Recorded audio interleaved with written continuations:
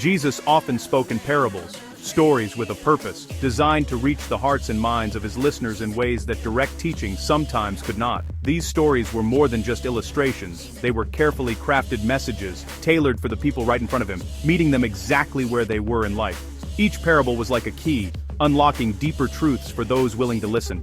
In this moment, Jesus was surrounded by a diverse crowd, but he focused his message on a particular group.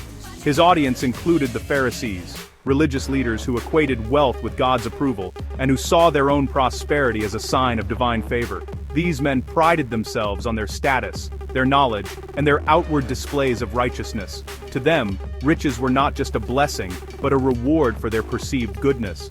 But their love of money, and their focus on material success blinded them to the suffering and needs of those around them. They walked past the poor without a second thought, convinced that their own comfort was a sign of God's approval. Jesus understood that a direct rebuke would only harden their hearts. Instead, he chose to tell a story, a parable that would act as a mirror, reflecting the true state of their souls and challenging their assumptions. The parable of the Rich Man and Lazarus was not simply a tale of reward and punishment after death. It was a vivid, unforgettable challenge to their deepest beliefs about wealth, poverty, and what it truly means to be right with God. Jesus wanted his listeners to wrestle with uncomfortable questions. What if wealth is not a guarantee of God's favor? What if ignoring the suffering of others is a sign of spiritual poverty, no matter how rich you appear on the outside? He wanted them to see the spiritual danger of pride, self-sufficiency, and indifference to the pain of others. His words were a warning, but also an invitation to change. Jesus aimed to shake their confidence in riches, to awaken compassion for the overlooked, and to open their eyes to the true values of God's kingdom: humility, mercy, and love. This story is a warning, firm, loving, and urgent. It is a call to self-examination, to look beyond outward appearances and question what truly matters. It's a call to see beyond status, beyond wealth, and to recognize the true condition of our hearts before God. The parable asks us to consider, are we truly living with compassion, or are we missing the needs right in front of us? The parable is for anyone tempted to trust in wealth and ignore the suffering at their doorstep. Its message echoes through the ages, inviting each of us to respond with humility, generosity, and a heart open to God's call. Jesus introduces us to two men, one rich, one poor, whose lives are separated by nothing more than a single gate, yet whose worlds could not be further apart. This gate is not just a physical boundary, but a symbol of the invisible walls that divide people in society. The rich man lives in the lap of luxury, dressed in the finest purple garments, a color reserved for royalty and the elite. Every day, he feasts on gourmet meals, surrounded by laughter and the company of other wealthy guests. His life is a constant celebration, a display of abundance and privilege that few could ever imagine. Just outside his gate, however, lies Lazarus, a man whose body is covered in sores, whose stomach aches with hunger, and whose only hope is to receive the crumbs that fall from the rich man's table. He is invisible to those inside, his suffering ignored by the world of comfort just steps away. In this story, Jesus gives the poor man a name, Lazarus, meaning God is my help, while the rich man remains nameless, defined only by his possessions and status. This detail is no accident. It's a reminder that true worth is not found in wealth, but in identity and faith. The contrast between these two men is stark and undeniable. Abundance versus need, comfort versus pain, fullness versus emptiness. Their lives are a study in opposites, a vivid illustration of the gap between privilege and poverty. The rich man's world is filled with laughter, music, and plenty. Lazarus's world is silent, marked by hunger and loneliness. While one enjoys the warmth of community, the other endures the cold isolation of neglect. Yet, the greatest divide between them isn't the gate itself, but the rich man's indifference. He sees Lazarus every day, but chooses to look away, his heart untouched by the suffering at his doorstep. With a single act of kindness, the rich man could have changed Lazarus's life, but he chooses not to share, not to care, not to act. His wealth becomes a wall, not a bridge. Jesus' details are deliberate. The rich man's identity is swallowed by his wealth and self-absorption, while Lazarus' hope is anchored in God even in the midst of suffering. One is defined by what he owns, the other by his faith. These two men embody the extremes of human experience, living side by side, yet worlds apart. Their stories invite us to reflect on the realities of inequality and the choices we make every day. One is surrounded by excess, comfort, and security. The other by suffering, vulnerability, and need. Their lives are a mirror reflecting the best and worst of human nature. The story asks us a difficult question: who do we see, and who do we ignore? How often do we walk past those in need, choosing convenience over compassion? The gate is more than a barrier of iron and stone. It's a test of our compassion, a challenge to our sense of justice and mercy. The rich man fails this test, not just once, but every day. His story is a warning and an invitation to open our eyes, our hearts, and our hands to those in need. The story shifts. Both men die. Lazarus, once ignored, is carried by angels to Abraham's side, a place of honor and comfort. The rich man, buried with ceremony, awakens in torment. The roles are reversed. The beggar is comforted. The wealthy man suffers.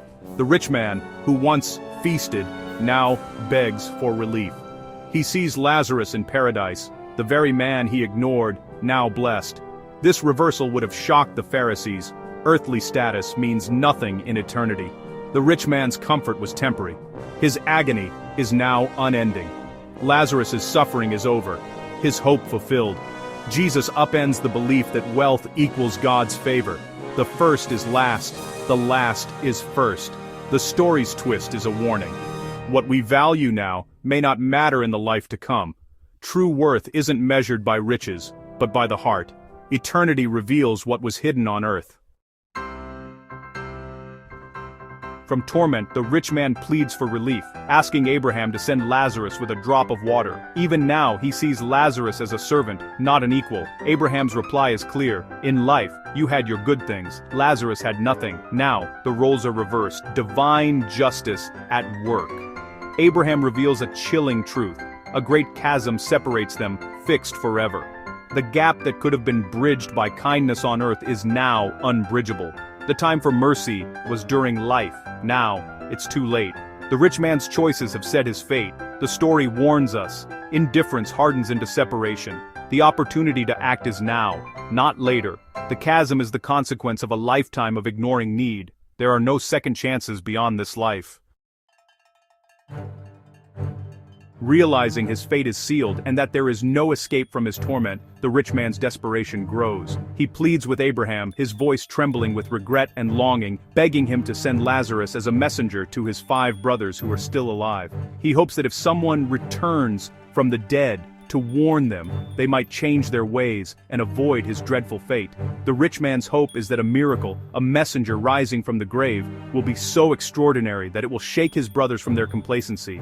He imagines that such a sign would surely open their eyes and save them from the agony he now endures. But Abraham responds with calm authority, reminding him that his brothers already have all the guidance they need.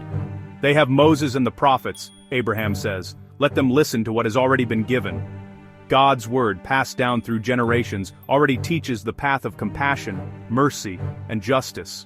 The scriptures are not hidden, they are read, discussed, and available to all who seek wisdom. Still, the rich man insists, his voice rising with urgency.